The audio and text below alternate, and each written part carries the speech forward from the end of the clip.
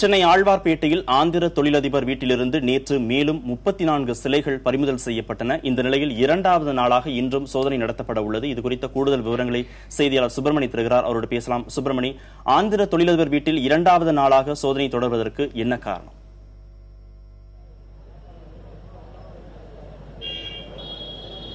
ஆந்திர தொழிலதிபர் வீடு ஆழ்வார்பேட்டையில் இருக்கிறது.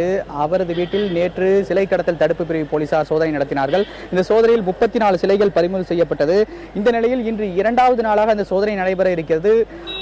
நீதிமன்ற அனுமதி பெற்று இந்த சோதனை நடத்தப்பட்டது. நேற்று 2 அறைகளில் இந்த சோதனை நடத்தப்பட்டது. இன்று மேலும் இருக்கக்கூடிய 2 அறைகளில் சோதனை நடத்தப்படும் என்று சிலை கடத்தல் தடுப்பு பிரிவு அதிகாரிகள் தெரிவித்திருக்கிறார்கள்.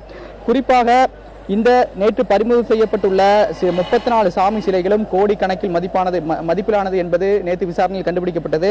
இந்த தொடர்ச்சியாக இன்று இரண்டாவது நாளாக 2 அறைகளில் சோதனை நடத்துவதற்கான ஏற்பாடுகள் நடந்து கொண்டிருக்கிறது. இன்னும் சிறிது நேரத்தில் இந்த சோதனை தொடங்கப்பட இருக்கிறது. இது மட்டுமல்லாமல் இந்த நேற்று நடந்த சோதனையில் குறிப்பாக 7 பெரிய சாமி சிலைகளும் 42 பழங்கால ஓவியங்களும் அதுபோல தந்தத்தால் செய்யப்பட்ட கிருஷ்ணர் சிலைகளும் ஆகியவை பறிமுதல் செய்யப்பட்டது. அது மட்டுமல்லாமல் 500 கோவில்களின் புகைப்படங்களும் கண்டெடுக்கப்பட்டிருக்கிறது. மேலும் தீனதயாளனின் வங்கி கணக்கு, அதாவது ஹாலந்து நாட்டில் இருக்கக்கூடிய வங்கி கணக்குகளும் பறிமுதல் செய்யப்பட்டிருக்கிறது. அது தொடர்பான ஆய்வுகளும் தற்போது நடந்து கொண்டிருக்கிறது. மேலும் தற்போது தீனதயாளன் தலைமறைவாக இருக்கிறார். அவரது பாஸ்போர்ட்டை முடக்குவதற்கான நடவடிக்கை எடுக்கப்பட்டு வருவதாக சிலை கடத்தல் தடுப்பு பிரிவு அதிகாரிகள் தெரிவிக்கப்பட்டிருக்கிறது. கார்த்திகேயன், சுப்பிரமணியன், நேற்று பறிமுதல் செய்யப்பட்ட 34 சிலைகளும் எங்க வைக்கப்பட்டிருக்கு? இது தொடர்பா காவல்துறையினர் தரப்புல என்ன சொல்லப்பட்டிருக்கு?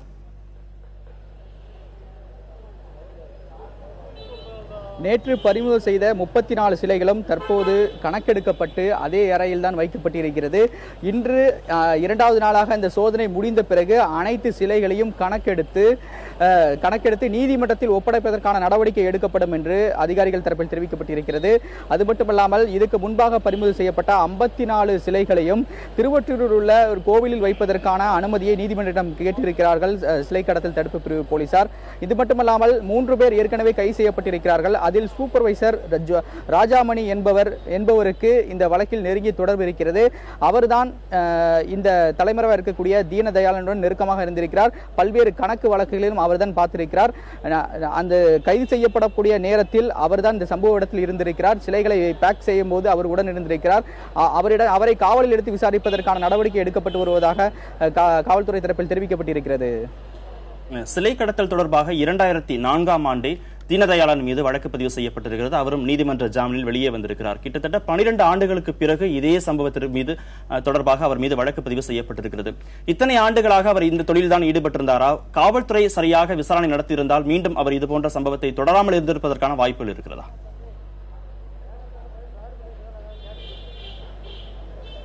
இந்த வழக்கை பொறுத்தவரையில் 2006ஆம் ஆண்டு தீனதயாளனுக்கு சிலை கடத்தல் வழக்கில் தொடர்பு இருப்பது தொடர்பாக வழக்கு பதிவு செய்யப்பட்டது. அவர் முன்ஜாமீன் பெற்று தலைமறைவாகிவிட்டார். அவரது நடவடிக்கைகளை கண்காணிக்கும் நடவடிக்கையில் காவல்துறையின் தீவிரமாக ஈடுபட்டுக் கொண்டிருந்தார்கள். ஆனால் அவருடைய செல்போன் எண், அவருடைய தொலைபேசி எண் ஆகியவற்றை அவர் மாற்றியிருக்கிறார். அது மட்டுமல்லாமல் சென்னையில் அவர் வராமல் ஆந்திராவிலேயே பதுகி இருந்திருக்கிறார். அங்கேயும் ஒரு ஆர்ட் கேலரி நடத்தியிருக்கிறார். சிலை கடத்தல் தடுப்பு பிரிவு போலீசார் வழக்கு பதிவு செய்யப்பட்ட பிறகு அந்த ஆர்ட் கேலரியும் மூடப்பட்டது. இந்த நிலையில் தற்போது அவர் இது போன்ற சிலைகளை பதுக்கி வைக்கக்கூடிய நடவடிக்கையில் ஈடுபட்டிருக்கிறார். இவை அனைத்துமே மும்பை துறைமுகம் வழியாக வெளிநாட்டிற்கு கொண்டு போவதற்காக நடவடிக்கையில் கடத்த முயற்சி நடந்திருக்கிறது. அது மட்டுமல்லாமல் வெளிநாட்டில் இருக்கக்கூடிய அவரது உறவினருக்கும் இந்த வழக்கில் தொடர்பு இருப்பதாக காவல்துறையில் சந்தேகிக்கிறார்கள். அடுத்த கட்ட விசாரணை அதுவாக இருக்கலாம் என்று எதிர்பார்க்கப்படுகிறது. அது மட்டுமல்லாமல் இவரது வெளிநாட்டு வங்கி கணக்குகளையும் தற்போது அதே ஆய்வு செய்யும் நடவடிக்கையில் காவல்துறை ஈடுபட்டுக் கொண்டிருக்கிறார்கள். தமிழகத்தில் 5 வங்கி கணக்குகள் அவர் வைத்திருக்கிறார். அந்த 5 வங்கி கணக்குகளுடைய பண பரிமாற்றங்கள் குறித்து ஆய்வு செய்யும் நடவடிக்கையில் தற்போது காவல்துறை ஈடுபட்டுக் கொண்டிருக்கிறார்கள். இதற்காக வங்கிகளின் உதவியை அவர்கள் நாடி இருக்கிறார்கள். மேலும் பாஸ்போர்ட் முடக்குவதற்கான முயற்சியிலும் தற்போது ஈடுபட்டுக் கொண்டிருக்கிறார்கள்.